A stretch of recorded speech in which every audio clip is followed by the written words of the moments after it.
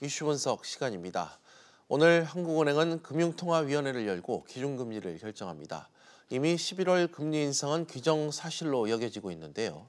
어제 미국의 기준금리가 중립 수준에 근접하고 있다는 파월 연준 의장의 발언이 여러 해석을 낳고 있으면서 이주열 한은 총재의 고민이 더 깊어지고 있습니다. 이화여대 경제학과 김수환 교수 모시고 한은 통화정책 향방과 금융시장 영향들 짚어보는 시간 갖겠습니다. 교수님 어서 오십시오. 안녕하십니까? 네. 먼저 잠시 뒤면 이제 금통위에서 기준금리를 결정을 하게 됩니다. 일단 이달 기준금리 인상 전망이 상당히 좀 우세한데 어떻게 보세요? 저는 결국 한국은행이 오늘 금리를 인상할 것으로 예측합니다. 네. 최근 집값도 안정됐고 경기도 안 좋아지고 있어서 금리 인상의 부담이 높아진 것은 사실입니다. 예. 하지만 그동안 빠르게 증가해온 가계 부채가 1,500조에 이르고 있고 그리고 한미 간 금리 차로 인해서 외화 유출 가능성이 점점 높아져서 이에 대한 대책으로 결국은 금리를 인상하게 될 걸로 예상을 하고 또 시장에서도 28일 채권 시장 참여자들을 통해서 서베이를 한 결과 80% 정도가 네. 금리 인상할 걸로 예측하고 있습니다. 예, 알겠습니다. 그런데 어제 돌발 변수가 하나 등장했죠. 미국 기준금리에 대한 파월 연준 의장의 평가가 갑자기 좀 달라진 듯합니다. 기준금리가 이 중립 수준 밑에 머물고 있다. 이런 금리 인상을 좀 멈추거나 속도 조절에 나설 수 있다. 이런 의미로 좀 받아들여지고 있는데 이게 좀 변수로 작용할까요? 분명히 변수로 작용할 거는 맞는 것 같습니다. 예. 근데 언론에서 그 파월 의장이 한 발언을 그대로 인용하지를 않고 중립금리 바로 밑에 있다는 것만 지적을 하였는데요. 그 말 전체를 인용을 해보면은 큰 범위 내에서 아래 있다고 발언을 하였습니다. 예. 영어로 하면 브로드 레인지 뉴트럴 레이트 밑에 있다고 하였는데요. 예. 그 말은 사실 이쪽으로도 해석할 수 있고 저쪽으로 해석할 수 있는 상당히 유동적인 저는 발언이라고 이해가 됩니다. 네. 그래서 결국 12월 8일에 미국의 연준은 금리를 올릴 가능성도 상당히 있다. 하지만 그 가능성이 낮아졌다. 이렇게 해석하는 게 맞는 것 같습니다. 예, 알겠습니다. 만약 미국이 기존 전망대로 금리를 올리지 않고 긴축해서 완화로 입장을 바꾼다면 우리 입장에서는 이 금리를 올리는 건 좀 부담이지 않을까? 또 이번에 동결 가능성은 있는지 어떻게 좀 보십니까? 방금 말씀하신 대로 미국 연준의 파월 의장이 금리에 대한 발언을 완화했기 때문에 예. 오늘 한국은행이 금리를 올리는데 부담이 되는 것은 사실입니다. 왜냐하면 한국은행이 금리를 올리는 중요한 이유 중에 하나가 미국 금리와 한국 금리의 차이 때문입니다. 하지만 그 한국은행이 일관되게 지난 3개월 동안 금리를 올리리라고 계속적으로 신호를 주어왔고 그리고 한국은행이 그 12월 8일에 열리는 미국 연준의 결정을 예상하고 즉 오늘 우리나라의 금리를 결정해야 되기 때문에 결국은 금리를 오르게 되지 않을까. 하지만 그 가능성은 물론 낮아져서 금통위원들 사이에 의견이 나뉘리라고 예상을 합니다. 예, 알겠습니다. 일각에서는 이번 달 또 금통위를 앞두고 한은이 금리 인상 시기를 그동안 놓쳐왔다. 실기론이 커지고 있다. 이런 주장을 꾸준히 지금 저희들도 해오고 있는데 한은이 상반기를 좀 금리를 올렸어야 됐다.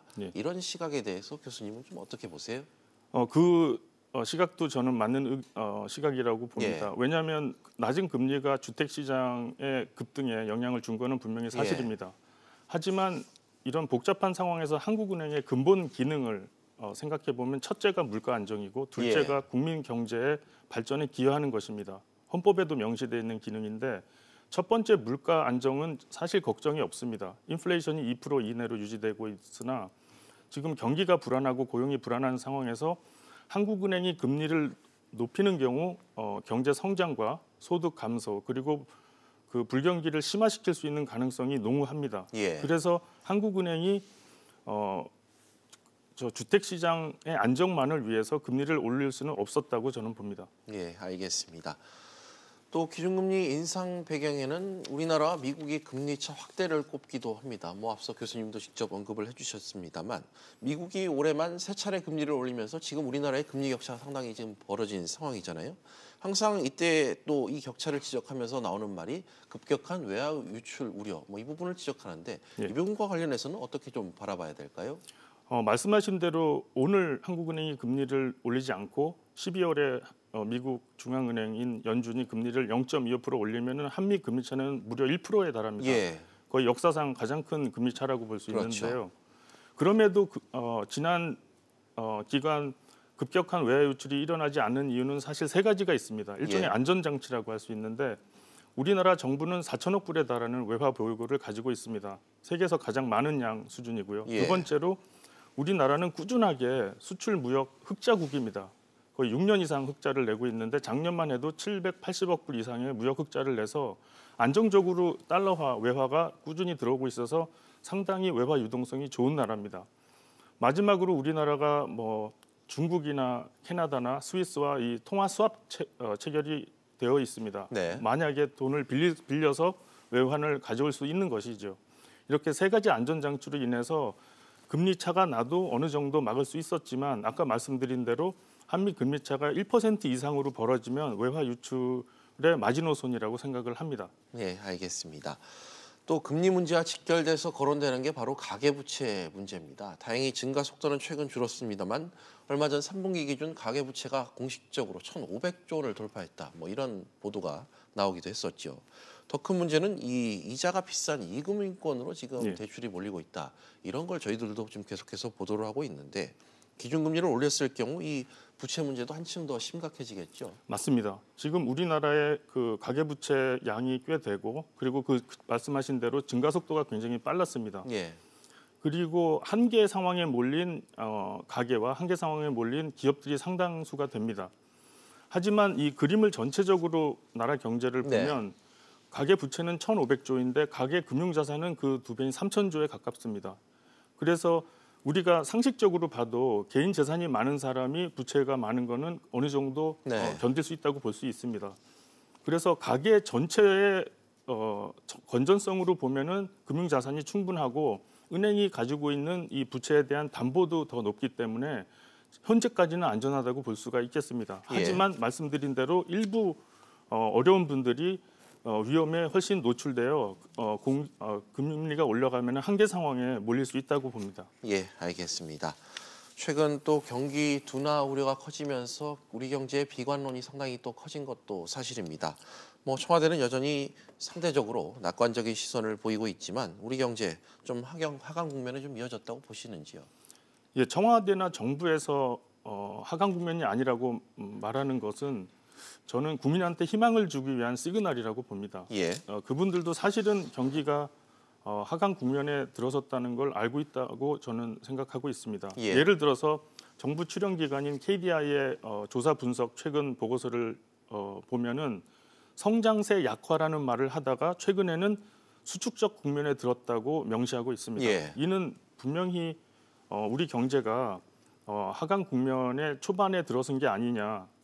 이에 대한 근거는 너무나 많습니다. 그 소비 심리도 위축됐고 GDP 증가율, 실업률 이런 모든 것이 변수를 종합하여 볼 때 수축적 국면에 진입한 거는 사실이라고 봅니다. 예, 알겠습니다. 또 나라 밖으로 눈을 돌려보면 당장 또 이번 주말이죠. 미중 무역 분쟁이 봉합될지 여부가 좀 결정될 것 같은 이벤트가 있죠. 주말에 트럼프와 시진핑 만남이 예정되어 있는데 좀 이 부분과 관련돼서 갈등이 좀 봉합될지 아니면 더 악화될지 좀 분수령이 되겠죠, 아무래도. 그렇습니다.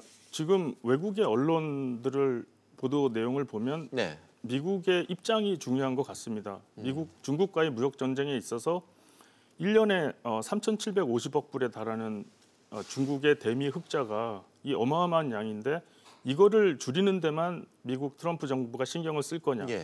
아니면은 중국이 아시아와 전 세계 패권 정치와 군사력을 아우르는 패권국으로 깎는 것을 막기 위한 시발점이냐? 이 두 가지 관점에 따라서 미국의 반응은 완전히 달라질 걸로 보고 만약에 미국이 중국의 패권을 막기 위해서 이 무역 전쟁을 시발점으로 삼는다고 하면 무역 전쟁은 상당히 오래 지속될 걸로 생각됩니다. 예, 알겠습니다. 관건은 또 앞으로의 또 한은의 통화 정책 방향에도 달려 있을 것 같습니다. 방금 몇 차례 언급했었던 내년 경기 전망이 올해보다 상당히 좀 어두워진 상황에서 금리 인상이 이루어졌을 경우 받을 충격을 대비하지 않을 수 없을 것 같은데 추가 금리 인상 지금으로서는 좀 가능할까요? 오늘 금리를 만약에 한국은행이 올린다면 이제 내년이 관건입니다. 내년에 한국은행 금리 변화를 예측을 하려면 미국 중앙은행인 연준의 움직임과 사실 더 중요한 것은 주요 중앙은행인 일본의 중앙은행과 유럽의 중앙은행의 움직임을 봐야 할 것 같습니다. 다들 예측하듯이 미국은 내년에 금리를 최소한 2차례 더 올려서 3% 수준이 되면은 네. 금리가 3% 수준이 되면은 멈출 것으로 보고 있습니다. 지금 일본은 지속적으로 0% 금리를 가져가기로 확언을 하고 있고 문제는 유럽 중앙은행의 드라기 총재가 확장적 통화 정책으로 돌아설 건가의 여부인데 아마 그러리라고 보고 있습니다. 따라서 유럽의 중앙은행까지 확장적 통화 정책을 멈추고 금리를 올리게 된다면 우리나라는 더 금리를 올리게 될 가능성이 많지만 미국이 예상과 달리 금리를 더 올리지 않는다면은 우리나라도 금리를 올리지 못하게 되지 않을까 싶습니다. 예, 알겠습니다. 지금까지 이화여대 경제학과 김세환 교수와 이야기 나눠봤습니다. 교수님 오늘 말씀 고맙습니다. 감사합니다.